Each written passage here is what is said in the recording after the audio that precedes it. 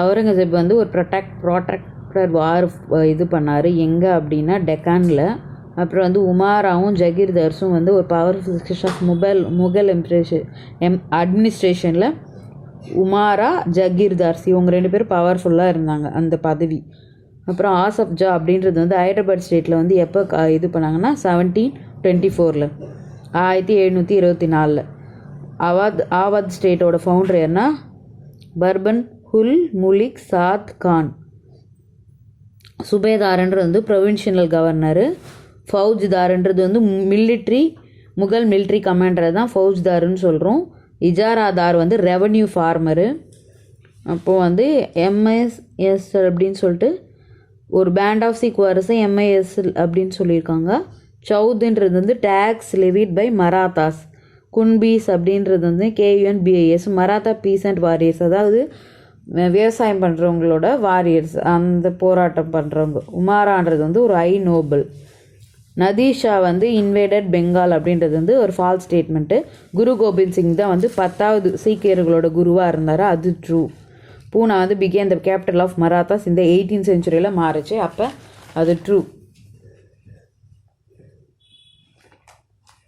முகல் ஷஹார் பாக் கார்டன் வந்து பார்த்திங்கன்னா அது என்னென்னா கார்டன் வந்து ரெக்டாங்குலர் வால்டு என்க்ளோசஸ். அது வந்து 4 குவார்ட்டர்ஸ் பை ஆர்டிஃபிஷியலாக பிரிச்சுருந்தாங்க.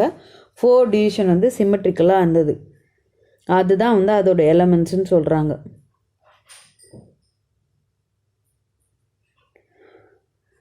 இப்போ பார்த்தீங்க அப்படின்னா மெர்ச்சன்ட்ஸ் வந்து என்னென்ன என்கவுண்டர் ப்ராப்ளம் ஃபேஸ் பண்ணாங்க அப்படின்னா இது வந்து ஹிஸ்ட்ரியோட சாப்டரில் வர்றது. அது என்னென்னா சம் ஆஃப் த ப்ராப்ளம் வந்து அவங்க வந்து காடு வழியாக ட்ராவல் பண்ணி போகணும். அதே மாதிரி ராபர்ஸ் கொள்ளைக்காரங்களோட பயம் அதிகமாக இருந்தது. அதனால் மெர்ச்சன்ட் வந்து கேரவன்ஸ் நல்லா க்ளோஸ்டு இதில் தான் ட்ராவல் பண்ணுவாங்க.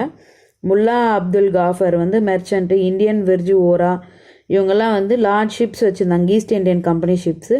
அதனால் வந்து ஏஜென்ட்ஸாக ஒர்க் பண்ணணும் அவங்க பிஸ்னஸ்க்காக. அதாவது அவங்களே ரன் பண்ண முடியாமல் ஏஜென்ட் மாதிரி தான் ஒர்க் பண்ண வேண்டிய சூழ்நிலை இருந்துச்சு. சங்கரா அப்படின்றது வந்து யாரோட அட்வொகேட்னா அத்வைத்தோட அட்வொகேட் தான் சங்கரா.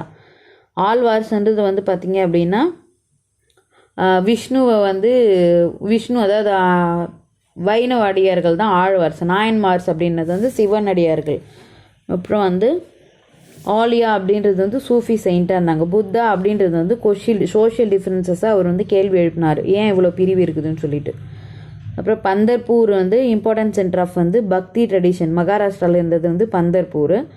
அப்புறம் வந்து நெக்ஸ்ட் கொஷின் வந்து பாசவானா, அல்லாமா பிரபு, அக்கா மகாதேவி இவங்கெல்லாம் வந்து யாருன்னா வீர சைவீசம்க்கு வந்து அவங்கள வந்து பறைசாட்டுறதுக்காக அட்வொகேட்டாக நியமிச்சிருந்தாங்க.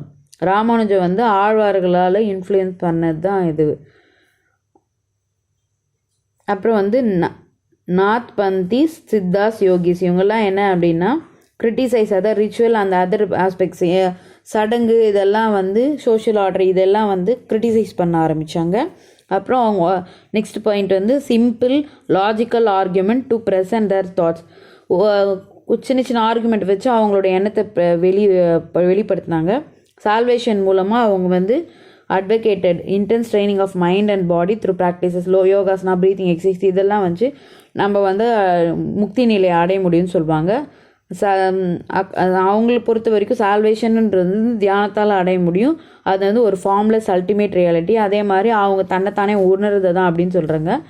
ரினன்சியேஷன் ஆஃப் த வேர்ல்டு, அதாவது உலக ஞானத்தை வந்து இது பண்ணுறது தான் வந்து அறிவு அப்படின்னு சொல்ல வந்தாங்க.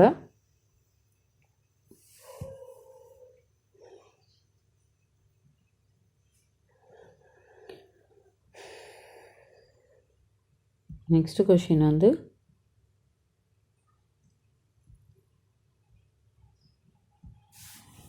ஒரு நிமிஷம்.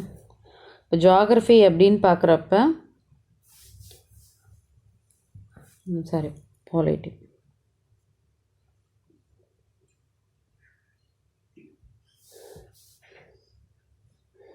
நம்ம பொருளாதாரம் அந்த மாதிரிலாம் படிக்கிறப்ப நமக்கு வித்தியாசமாக இருக்கும். ஜாகிரஃபியில் வந்து பார்த்தா லேட்டிடியூட் வந்து பாஸ் த்ரூ த இந்தியா அப்படின்னா அது ட்ராபிக் ஆஃப் கேன்சர்னு சொல்கிறான் அந்த லைனு தான். இந்த மேப்பிங் ஆஃப் அர்த்து வந்து எந்த பகுதியில் வந்து ரொம்ப டிஃபிகல்ட் அப்படின்னா இன்டீரியர் ஆஃப் த அர்த்தில் தான் மேப்பிங்ன்றது வந்து ரொம்ப கஷ்டமான விஷயம்.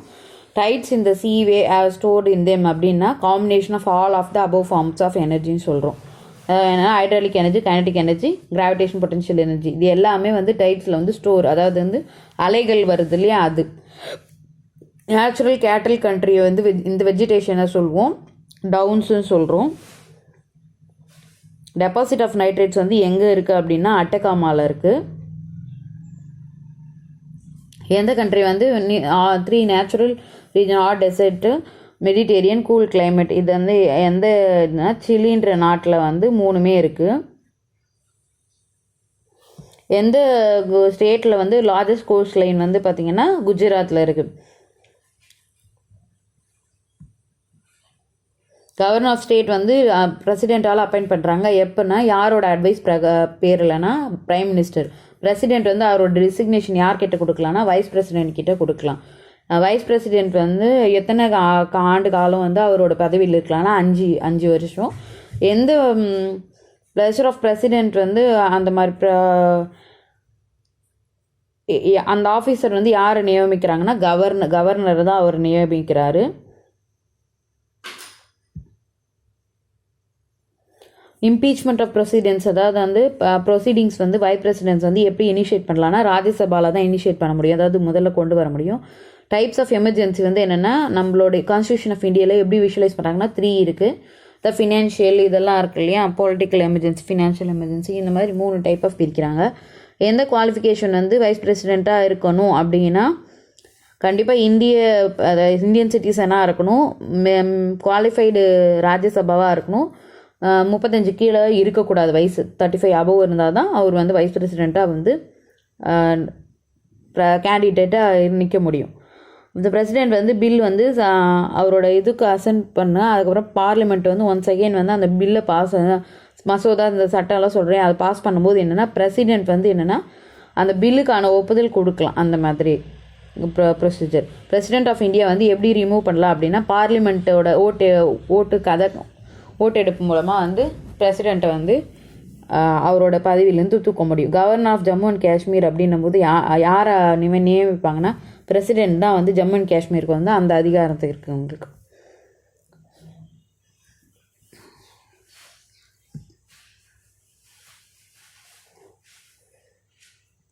யாருக்கு வந்து கஸ்டடியன் ஆஃப் கான்ஸ்டிடியூஷன் ஆஃப் இந்தியானா சுப்ரீம் கோர்ட் வந்து அது கீழே தான் இதுவாகுது. அரசியலமைப்பு சட்டம் வந்து கஸ்டடியன்னா சுப்ரீம் கோர்ட் ஆஃப். ஏன் அப்படின்னா ஒரு டிபேட் வந்து பிரசிடெண்ட்க்கும் ஏசிக்கும் வந்து ஓவர் ஆச்சு அப்படின்னா யூபிஎஸ்சி வந்து செலக்ட் பண்ணது சுப்ரீம் கோர்ட்டு. அது வந்து ஆன்சராக சுப்ரீம் கோர்ட் வந்து கஸ்டடியனாக இது பண்ணது அப்படின்னா ஆக்ட் வந்து ஜுடிஷியல் ரிவ்யூ மூலமாக இன்டெகிரேட்டட் ரிலேட்டிவ் பவர்ஃபுல் ஜுடிஷியரி அப்படின்னும் போதுன்னா சுப்ரீம் கோர்ட்டு தான் வந்து கான்ஸ்டிடியூஷனோட அரசியலமைப்பு சட்டத்தோட கஸ்டடியன்னு சொல்கிறாங்க. சுப்ரீம் கோர்ட் வந்து என்னென்ன பண்ணலாம் அப்படின்னா டிஸ்பியூட்ஸ் கவர்மெண்ட்டுக்கு நடுவில் citizen government and union state level எல்லா டிஸ்பியூட்டுமே அதால் தீர்க்க முடியும். பீப்புள் வந்து சுப்ரீம் கோர்ட் அதாவது அவங்களோட ரைட்ஸ் எல்லாம் வயலேட் பண்ணும்போது அவங்க போய் சுப்ரீம் கோர்ட்டை ஒரு உதவி நாடலாம். எந்த லெஜிஸ்லேச்சர் எக்ஸிக்யூட்டிவ் வந்து இன்வேலிட் பண்ணுற அளவுக்கு டிக்ளேர் பண்ணுற அளவுக்கு சுப்ரீம் கோர்ட்டுக்கு பவர் இருக்குது. அதுதான் வந்து நம்ம கான்ஸ்டியூஷன் ஃபண்டமெண்டல் ரைட்ஸ்க்கான கார்டியன்னு சொல்கிறேன், ஹையஸ்ட் கோர்ட் ஆஃப் ஜஸ்டிஸ். அதே மாதிரி அதுக்கப்புறம் போய் அப்பீல்லாம் பண்ண முடியாது. சிவில் டெசிஷன், கிரிமினல் கேசஸ் இது எல்லாமே வந்து சுப்ரீம் கோர்ட்டுக்கு பவர் இருக்குது.